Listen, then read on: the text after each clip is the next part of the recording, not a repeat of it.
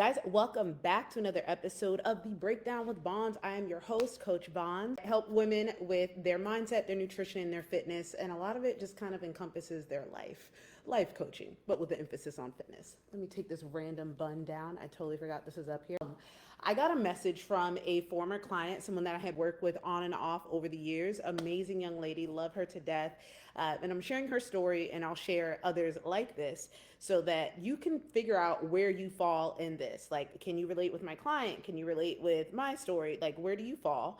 And then also see if you can see yourself in this situation. So before I begin, if you're wondering who am I've been a certified personal trainer since I want to say 2018. I became a certified nutrition specialist during COVID. Since then, I have been solely supporting myself through this business of personal coaching, mindset, nutrition, fitness, with a little tough love. Right? I'm going to share with you my story about home workouts, body recomposition, get you caught up to what all of this means, and then let's see how you feel about it. Okay, so first off, the difference between body recomposition versus weight loss. Let me give you three terms: fat loss, weight loss, body recomposition. Fat loss is exactly what it sounds like, you losing fat. Weight loss is what most people are doing when they're rapidly losing water, weight, muscle, and fat. And it's what I just said, you're losing water, weight, muscle, and fat at the same time. So it happens real quick, and you're not guaranteed to preserve that muscle that you already have. Body recomposition is what we kind of call the golden standard, and it's what more people want than they realize. Body recomposition just refers to changing the composition of your body. So for example, we have your body fat percentage, which is the most accurate. I wouldn't pay attention to BMI because that is one, it was outdated. Two, it was made for men, for white males, and then three, it didn't include, I think there were a few women and children included in that model, but overall BMI is an outdated metric that has been proven to be racially, like it's biased. It doesn't really take into account people that didn't fall into the demographic of people in which that measurement was created. So fuck BMI, pay attention to your body fat percentage. So body recomposition is when you change the composition of your body. Most of us have considerably more body fat than we have muscle. And I don't care how cute, how trendy it is, you can be thick, you can be all of these things, and it's awesome. But when you have too much fat in your body, it makes it hard for your heart to work. It makes it hard for the rest of your body to do what it's supposed to do. But aside from that, body recomposition is simply changing the ratio of body fat to muscle, which is what all of us want to do. You want to lose fat and build muscle at the same time. Now, for me, my coach was very on point. I said I wanted to lose weight, so my program was an actual weight loss program where I lost muscle, I lost fat, and I lost water weight very quickly. And I got really skinny, and I was afraid I was going to blow away in the wind. I literally made a post about it sometime this week, and I was like, I started training heavy because I didn't want to get sex trafficked. And I'm not even joking.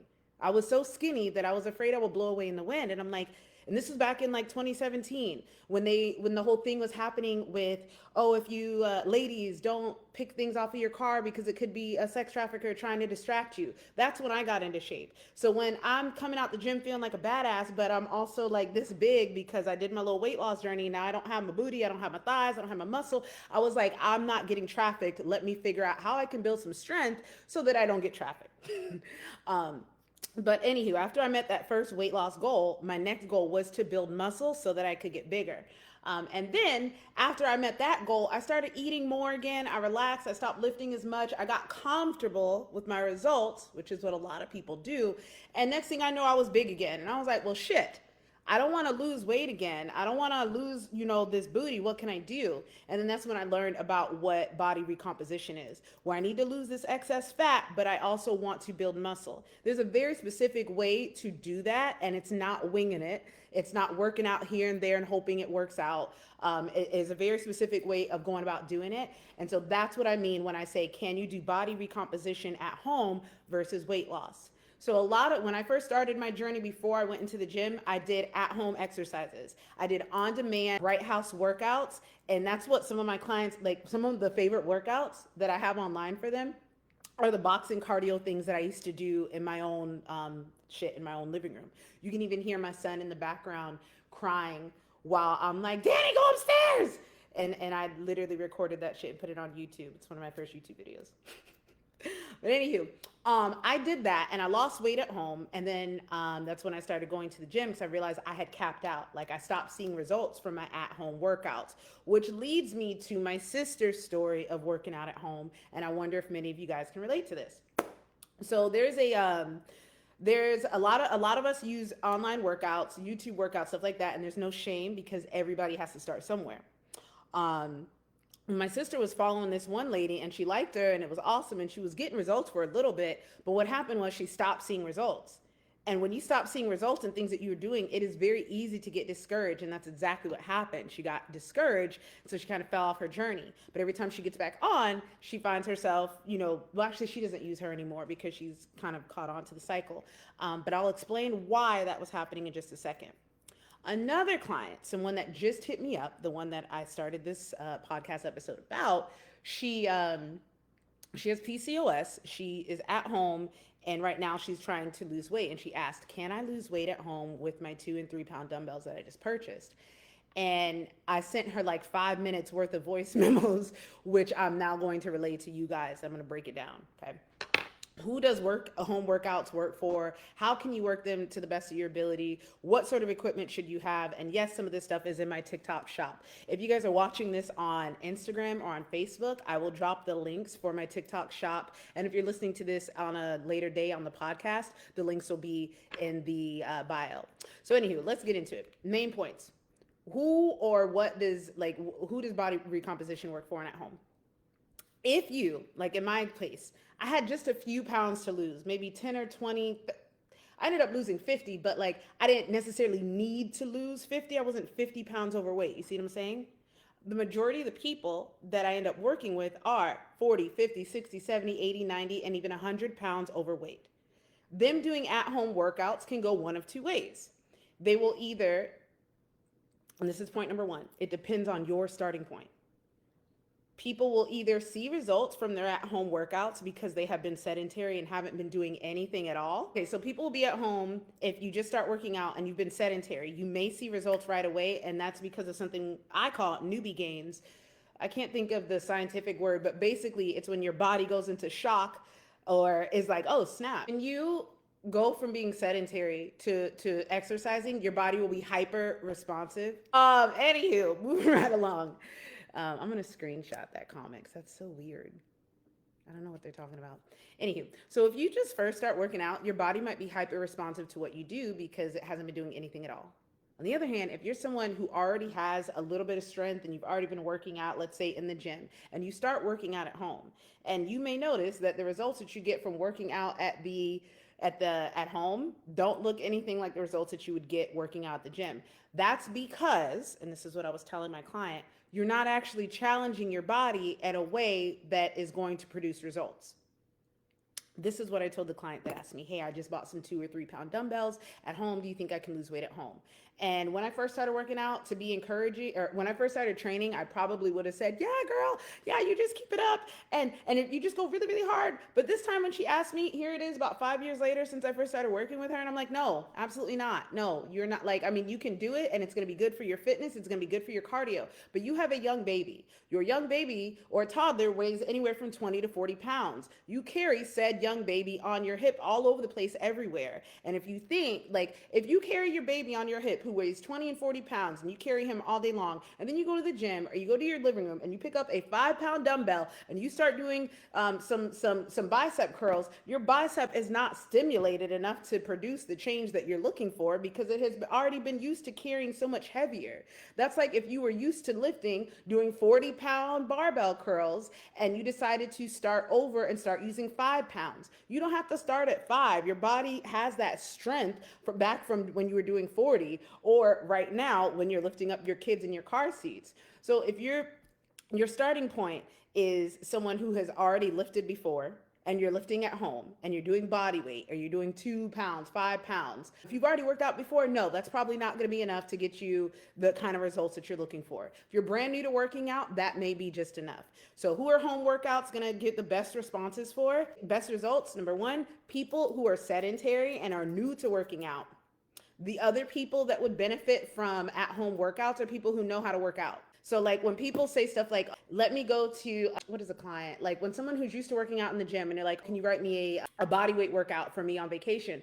First thing I want to say is stop, because you know you're not going to work out on vacation. Like just stop. You've been working on average of 1 to 2 times out a week. And now you expect me to believe that on your time away, on your vacation time, you're going to prioritize working out. Stop doing that to yourself. Okay. The only people that work out on vacation are fitness fanatics, people that are already in the game, not people like, don't do that to yourself, because then you're going to feel bad. Okay. But anywho, people that are used to using barbells and working out really hard, when they go to work out and do body weight, they understand how to use that mind and muscle connection to make their body weight workouts actually work. Whereas people that are not used to using heavy weights and doing body weight workouts don't know how to actually use their body as a weight. They just kind of use it as this calorie burning machine, sweat, burn calories. That's not how you build muscle. So if you're going to work out at home, it's going to work out best for people who are beginners or people who understand how to use their body. Number 2, what's going to be a determining factor is your intensity level. This goes for whether you're at home or whether you're in the gym. The majority of the people that I have interacted with, trained, coached, whatever, do not train to the level of intensity that it takes to produce changes. How do I know this? Because I'll write a program that is like, let's say body weight, and I can do it using the methods I just described, like knowing how to lock in, how to get that mind and muscle connection, how to have my core brace, how to breathe. I can make a body weight workout feel like death. The same person though can go through my same workout and be like, that was easier, that wasn't challenging enough. Whereas my 15 reps look slow and controlled, and you can even see my legs shaking just from my body weight. And this person's 15 reps look like, okay, I'm done. What's next, coach? Because they think that the faster they do something or the higher their heart rate is or the more they sweat, then the more effective their workout is. And that's simply not true. Are those things that can determine and help you kind of gauge whether that was a hard workout? Yeah. But like at the end of the day, it doesn't matter whether your workout was 45 minutes or 90 minutes. What matters is your intensity level and the effort that you put into it. One of the things that I ask a client as soon as they're done with their set, I'm like, on a scale of 1 to 10, how was it? 1 is I could do this in my sleep. 10 is, coach, I couldn't do another rep if I tried. And when I'm training clients online, that's the same thing I'll ask them. I need you to tell me at the end of the workout, was this on a scale of 1 to 10, what was it? Because if you are constantly training at a level that does not challenge your body, you're not going to get results. And that's why people doing body weight workouts at home don't get results, because they're like, oh, I did 30 minutes of workouts. I burned 150 calories. I need y'all to know that your body burns calories whether you're working out or not. That's what your body's job is. That's like saying my car is burning gas while it's sitting in the driveway on. Yeah, because it requires gas to be on. Your body requires calorie burning. How do you think this shit happens? It's already burning calories. So stop gauging your workouts based off of how much you sweat or how many calories you burn, because that's not how you build muscle. The intensity level is what builds muscle. So if you are working out at home, I don't care whether you're doing timed workouts, I don't care whether you're doing reps or whatever, you need to take your reps as close to failure as possible. If you were in the gym, I wouldn't tell you that, because then you would overtrain your muscles and you wouldn't recover. But since you're at home, right, you get to take your body as close to failure as you can, because that's your only tool that you have, right? Thank you, man. The next main point is time under tension, which is, intensity level. I want to go back to that. Not only do most people not train hard enough to get results, right? That's under training. But some people don't know when to stop. I did not know you people existed, because looky here, I stop in the middle of my own sets. I stop in the middle of my own workouts, and I'm like, who the fuck wrote this shit? I hate them. I'm mad at them. It's me. But if you are going too hard, like to the point where, and this is something that is subjective, right? What's hard for you is not, like, I watch some of my clients push themselves harder than I do on legs, and my legs look amazing. Like you would think, like, how the hell? It's because I know when enough is enough. Not everybody understands when enough is enough, especially, this is a good one, especially if you feel like you got to punish yourself for not working out. You might go into the gym and push your legs, or you might do your home workout and run yourself into the ground because you feel like you've been bad, or you haven't worked out, or I owe myself to this. And when you do that, now you don't have the energy, whether it's mental capacity or whether it's physical capacity, to get up and do it again the next day. And this is what I mean by levels of intensity. If you don't know you don't know the threshold between what's too much and what's not enough.